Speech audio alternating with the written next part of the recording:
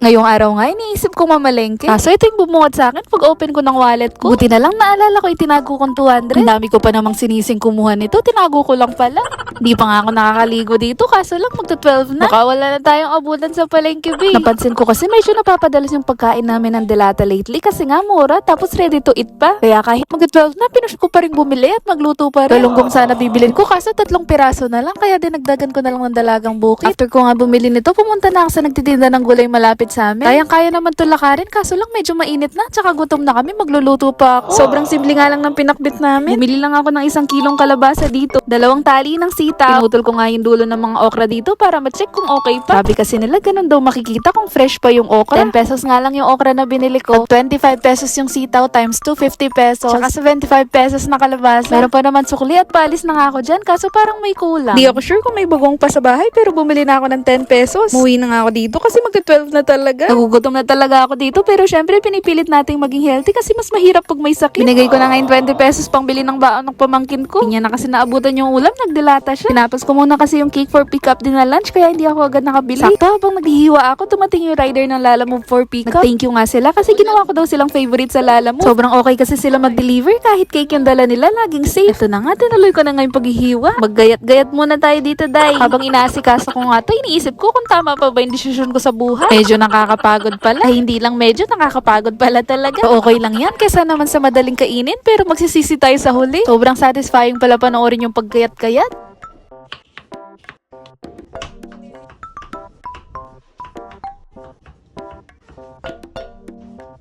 Di ko na sana i-voice over kaso baka mainip kayo. Baka ma-miss nyo yung maganda kong boses. I'm feeling. Ganito nga yung version ko ng pinakbit. Hindi kasi masyado nakakain yung ibang sahog, kaya ito na lang nilalagay ko. Kami lang ba? Pero yung ampalaya at saka talong yung pinaka hindi favorite sa pinakbit. Kaya kahit 3 lang yung sahog, okay na. Importante may kalabasa at sitaw. Hindi ko na nga makalimutan yung bawang sibuyas dito. Ang dami kasing hinihiwa. Pinalatan ko pa isa-isa yung kalabasa, kaya napagod ako. Finally, after ko maggayat-gayat, niluglugan ko na itong mga isda. Bahala na kayong bumunot kung ano isda yung makukuha nyo. Basta galing lahat yan sa puso ko. I mean, galing pala sa dagat. Nag-init na nga muna ako ng mantika dito bago mag-init yung ulo ko sa guto. Buti na lang kasya sila, isa ang luto na. Tinulungan na nga din nila ako dito sa pagluluto. Nakita siguro nila pagod na ako, kawawa naman ang maganda. Actually, habang nag-edit ako ngayon, hinihintay na nila ako for dinner. Sarap kasi kumain pag sabay-sabay kayong kumakain. Kaya pag may nakita kayong ad sa video, huwag niyong i-skip ha, para may pang-ulam kami bukas.